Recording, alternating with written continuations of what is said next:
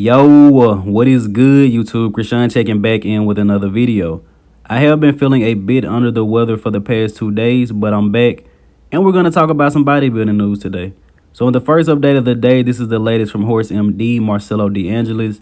Now, he has confirmed that he will be going up to the open class division after having such a hard time trying to make weight for the Expo Pro Super Show.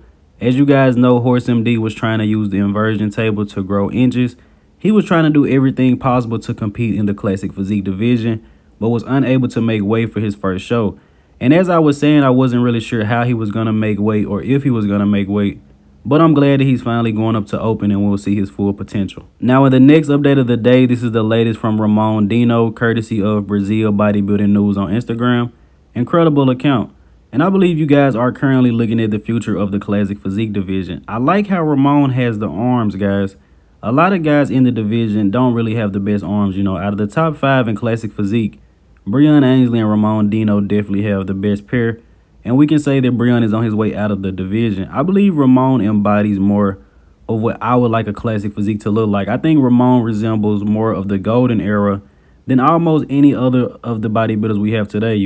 Honestly, Ramon kind of reminds me a bit of Robbie Robertson in some shots, but Ramon is incredible, man, and he's probably going to be the future of the division. It's probably going to be him and Urs Kalasinski battling it out, after Chris and Terrence decide to retire. But where do you guys think Ramon Dino will place at this year's Olympia? Coming off this second place placing at the Arnold Classic to Terrence, you pretty much have to put him right behind Terrence, in that third place spot probably this year. Chris, Terrence, and Ramon, and that's what we're going off the Arnold Classic because he has beat Breon and Urs. Now, in the next update of the day, this is the latest from James Hollingshead. This front double bicep on the left really impressed me from James. He actually looks pretty good.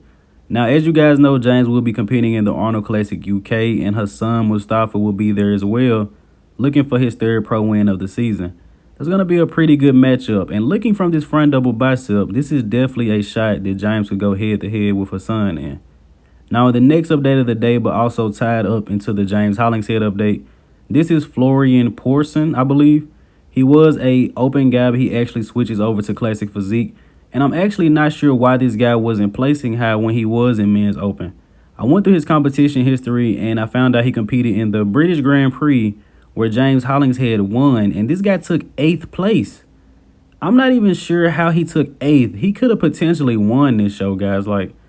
James Hollingshead doesn't hit a front double bicep, or there wasn't one on NPC website. That's why I have a front lat spread. But this guy was incredible. No idea at all how he wasn't placing higher in men's open bodybuilding, but excited to see him in classic. Now, in the next update of the day, this is the latest from Regan Grimes at 290 pounds. Regan looks incredible here, man, and Regan is just a guy that needs to slowly add on size to be more competitive. We would like to see Regan with bigger arms and just come in a bit more conditioned. Coming into the Legion Sports Fest with Milos last year, incredible package, brought it again to the KO Squad Egypt Pro, winning his second pro show. But after that, Regan kind of lost it. His body really wasn't responding for whatever reason. But hopefully we're able to see the best Regan in December of this year. Now, in the next update of the day, this is the latest from Charles Griffen. Charles is a master of these angles of making his arms and chest just look as big as possible, man. But Charles is very, very dense, man. This side chest, almost reminds me of a William Bonek, just bubbly, so much muscle packed onto the frame of Charles Griffen. Now, the next update of the day, this was Phil Clark backstage at the Orlando Pro. And I thought I'd share these because Phil actually looks a lot better here than some of the stage shots I've seen of him.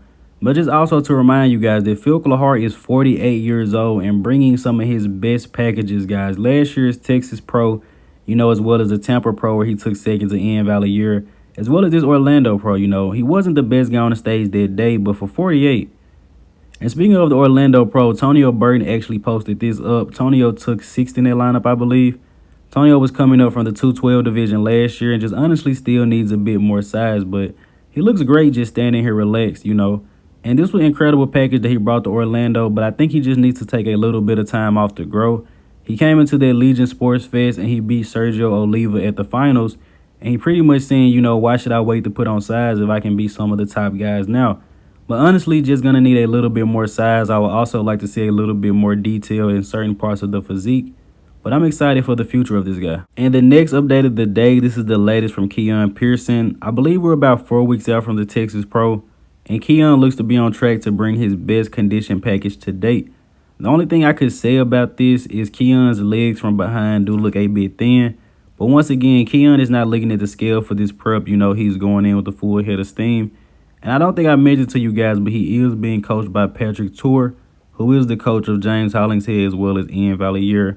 Excited to see Keone, man, and going into this year's Mr. Olympia, Keone is going to be very, very dangerous. We're going to get a sneak peek of that at the Texas Pro, but if Keone is able to bring his best to this year's Mr. Olympia, I mean, you guys have to think that he will be at least battling for a top 5 spot in that 212 Mr. Olympia, but Keone has to bring the conditioning. Now, speaking of 212 and conditioning, this is our former Olympia champion, Kamal El-Gardney. Now, Kamal is 51 years old, coached by Chris, the Aceto technician, the best 51-year-old bodybuilder by a long shot. And he placed third last year, you know, behind Derek Lunsford and Sean Clarita. Honestly, Kamal is incredible. I just think that Sean and Derek are more genetically gifted than him. Kamal brings an incredible package, but once you get to the top guys in any division, I think shape and structure genetics play a big role. And the next update of the day, this is the latest update from Lucas Coelho, who is recovering from a bicep injury as well as surgery. Lucas looks pretty good here, man. The quads look bigger than usual. I guess he's just been smashing the legs, but Lucas did say he's no longer under the medication from the surgery and he's back to training. So hopefully he will be ready for this year's Mr. Olympia. I think he's still competing in the 212 division. I know he wanted to do an open show, but then suffered from this injury. And the next update of the day, this was posted up recently by Terrence Ruffin, but these are not recent. I just wanted to share these with you guys to just show you the incredible physique of Terrence Ruffin, man. This may be the most classic guy in the division. You know, we talked about Ramon Dino earlier, but honestly, I think Terrence and Ramon probably have the best 2 shapes out of the top 5, you know, even better than Chris and Urs Kalasinski. And it's just my personal opinion on that, but in the next update of the day, and my favorite update in this video probably, Robert Thames is back, Mr. Classic Physique. So if you guys didn't know, you know, Robert Thames is the winner of last year's Texas Pro, beating out Logan Franklin in the Classic Physique division. After last year's Mr. Olympia, I believe he took like a 10th place placing. He took time off from social media, and he's just now making his return. This guy, incredible physique. And after we seen him at the Texas Pro, you know, we thought we was going to get to see him next to Bumstead at the Mr. Olympia. But in all honesty, just compared to some of the other guys, it just seemed like Robert didn't have the legs. But he did say this offseason he's been specifically working on bringing up the quads. This guy has some incredible arms, man. And we talk classic physique. I don't think it's necessary to have huge arms, but man, it definitely does make the physique look a lot more classic.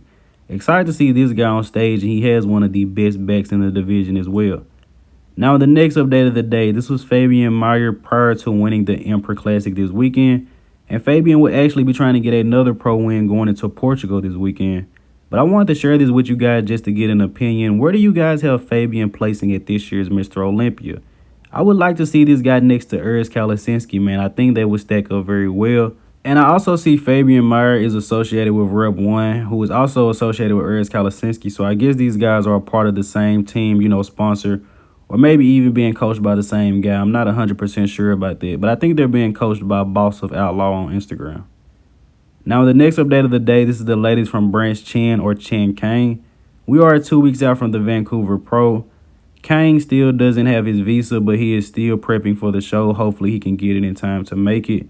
Would definitely be very exciting to see this guy on the Classic Physique stage. But with so many shows this year, you know, as long as he gets a visa, it probably wouldn't be hard for him to qualify. And this guy is in some of the best lighting I've ever seen in my life for this video, man. This lighting is incredible, but I hope this guy can make it, even if not to Vancouver. Hopefully he can qualify for the Mr. Olympia before the end of this season. I would definitely like to see him stack up against some of the top guys. Definitely like a Alex Cambronero. And ending this video here with Gabriel Zanconelli following the Expo Pro Super Show. Gabriel looks incredible, man. And a couple of people were saying that him taking the 3rd place had something to do with his coach pointing out that Horse MD was overweight. But Gabriel was very satisfied with his 3rd place placing, and he didn't think anything of that nature. But as you guys can see, this guy has an incredible physique. Honestly, isn't missing much at all. Very, very bright future for this guy. I'm not sure if he's going to still try to qualify for the Mr. Olympia this year or just try to make improvements, but I will keep you guys updated. As always, I hope you guys did indeed enjoy this video, man. If you haven't done so already, be sure to like the video and subscribe to the channel. I apologize if the audio isn't the best. It's still a bit hard for me to talk. Still getting over this sickness, but I'm Christian from Go Fitness, and I'm out.